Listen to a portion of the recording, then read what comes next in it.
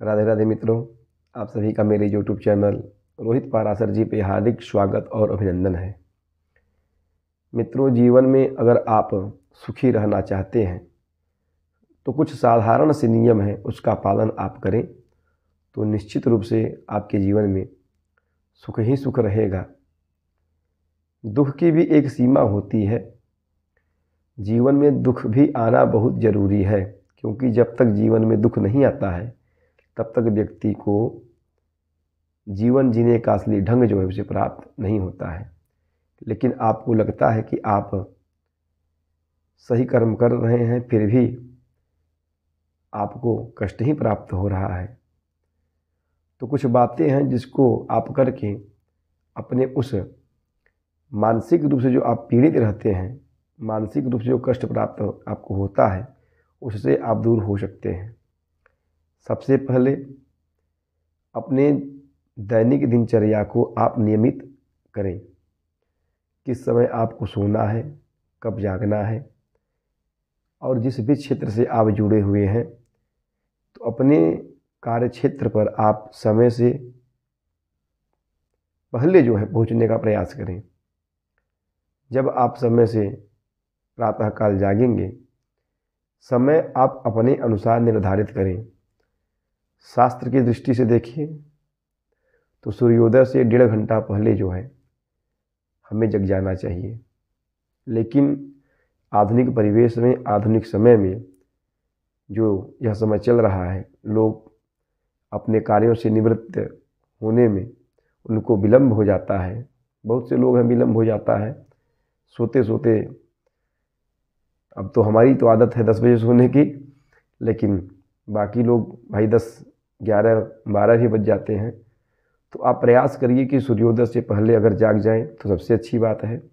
अन्यथा आप अपने हिसाब से देख सकते हैं, उसके बारे में मैं बहुत ज़्यादा नहीं बता सकता हूं। लेकिन एक ही मेरे तरफ से निवेदन रहेगा कि सूर्योदय से पहले जग जाएं तो सबसे अच्छा है। तो जब आप सूर्योदय से पहले जग जाते हैं तो आपके पास पूरा दिन जो है बचा रहता है अपने कार्य को सही ढंग से करने के लिए। अब सूर्योदय के पश्चात जब आप जागते हैं तो उतना समय जो है, दिन का समय जो है आपका माइनस हो जाता है, कट जाता है। फिर वही भागम भाग दौड़, जल्दी जल्दी कार्य करना। तो सूर्योदय से पहले अगर 1.5 घंटा, 1 घंटे पहले आप जागते हैं तो अति उत्तम है। अन्यथा सूर्योदय का समय देख करके उस समय तक तो आप जाग ही जाएं। जागने के पश्चात जो है माता धरती को प्रणाम करें, सूर्य नारायण को प्रणाम करें, माता पिता को प्रणाम करें, गुरु जी को प्रणाम करें। उसके पश्चात अपने नित्य क्रिया से निवृत्त होकर के अपने कार्यों में लग जाएं। स्नान ध्यान इत्यादि करने के पश्चात भगवान से 2 मिनट अपनी मन की बातें मांगने के लिए नहीं, अपनी मन की बातें कहें कि प्रभु, आपके द्वारा दिया हुआ जो कार्य, जिस कार्य में आपने मुझे लगाया है, उस कार्य को मैं बहुत ही ईमानदारी के साथ करूं, ऐसा आशीर्वाद दें। और आपका आशीर्वाद हमारे पूरे परिवार पे, हमारे पूरे देश पे, क्योंकि वसुधैव कुटुंबकम ऐसी हमारी संस्कृति है कि पूरी वसुधा ही हमारा कुटुंब है, हमारा परिवार है। तो सभी लोगों के कल्याण की कामना करते हुए अपने कार्य क्षेत्र पर जाएं और पूरी ईमानदारी के साथ अपने कार्य को निभाएं। क्योंकि जब अपने कार्य में आप ईमानदारी नहीं दिखाते हैं तो फिर उसके द्वारा जो आपको धन प्राप्त होता है, जिस कार्य क्षेत्र में लगे हैं, अगर उसको आपने ईमानदारी के साथ नहीं निभाया तो उस कार्य को करने के पश्चात आपको जो धन प्राप्त होगा, उस धन से निश्चित रूप से आपका मन अशांत रहेगा और आपके संतान की बुद्धि जो है वो दूषित हो जाएगी। तो अगर खुद के मन को शांत रखना है, मस्त रखना है, स्वस्थ रहना है और अपने बच्चों की बुद्धि को शुद्ध रखना है, तो किसी प्रकार से भी दूषित धन कमाने और प्राप्त करने की इच्छा न रखें। और उसके पश्चात घर में माता पिता जो हैं उनसे किसी भी कार्य के लिए सलाह अवश्य लें।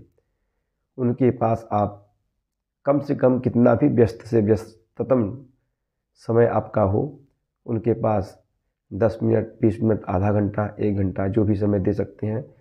24 घंटे में कम से कम 10 मिनट उनके पास समय अवश्य बिताएं। उनसे अपनी मन की बात कहें, उनसे उनका हालचाल पूछें और उनकी कुछ सेवा करें। अगर चरणों की सेवा कर सकते हैं, हाथ पैर अगर आप दबा सकते हैं तो सबसे उत्तम बात है। और उसके पश्चात जो है आप अपने बाल बच्चों को, अपने परिवार को समय दें और पूरी निष्ठा के साथ अपने कार्य को करते हुए भगवान से रात्रि में सोने से पहले यही प्रार्थना करें कि प्रभु आज हमारे जीवन में, आज के हमारे पूरे दिन में अगर किसी प्रकार से भी मन से, वाणी से, कर्म से अगर कोई अपराध हुआ हो तो हमारे उस अपराध को क्षमा करें और हमें ऐसी प्रेरणा दें कि कल यह जो आज हमसे अपराध हुआ है, कल यह अपराध हम न करें। ऐसी कामना करते हुए आप शयन करें और भगवान से सभी के मंगल की कामना करें। तो मित्रों, इस प्रकार से अगर आप जीवन जीते हैं और पूरी श्रद्धा के साथ भगवान पे विश्वास रखते हैं, आप कर्म करते रहिए, सत्कर्म करिए। उसके पश्चात भी अगर फल की प्राप्ति नहीं होती है तो बाकी भगवान पे छोड़ दीजिए, क्योंकि ऐसा हो ही नहीं सकता कि आप सत्कर्म करें और उसका फल आपको प्राप्त न हो। आप जो भी सत्कर्म अथवा दुष्कर्म करते हैं, सबका फल आपको प्राप्त होगा, लेकिन कब प्राप्त होगा, किस समय और किस स्थिति में प्राप्त होगा, ये केवल भगवान इसके बारे में जान सकते हैं। इसलिए पूर्ण रूप से ईश्वर पर विश्वास करें, भगवान पर विश्वास रखें, नारायण पर विश्वास रखें, कर्म करते चलें, सभी की सहायता करें और सभी का सम्मान करते हुए किसी के प्रति भी आपके मन में किसी के प्रति भी द्वेष न आए, ऐसी इच्छा रखें, ऐसी कामना करें। तो मित्रों, आज इसी संदेश के साथ इसी पर मैं वाणी को विराम दूंगा। और अगर यह बातें आपको अच्छी लगी हों तो वीडियो को आप अवश्य रूप से लाइक करें और अपने विचार कमेंट बॉक्स में रखें कि आपको यह वीडियो कैसा लगा। अगर इस टॉपिक पर बातें करना आपको अच्छा लगा, सुनना आपको अच्छा लगा, अगर आप लोगों का स्नेह बना रहा, आप लोगों को अच्छा लगेगा, आप लोगों का प्यार मिलेगा, तो इसी प्रकार से अन्य विषयों पर मैं वीडियो बनाता रहूँगा। तो वीडियो को लाइक कर दें, शेयर कर दें और यूट्यूब चैनल रोहित पाराशर जी को सब्सक्राइब करें और अपने विचार कमेंट बॉक्स में अवश्य रखें। मित्रों, इस प्रकार से आप लोगों की सभी मनोकामनाएं पूर्ण हों, यहीं से भगवान की मैं प्रार्थना करते हुए आप लोगों के बारे में प्रार्थना कर रहा हूं कि आप लोगों का कल्याण हो। प्रेम सूर्य वृंदावन बिहारी लाल की जय।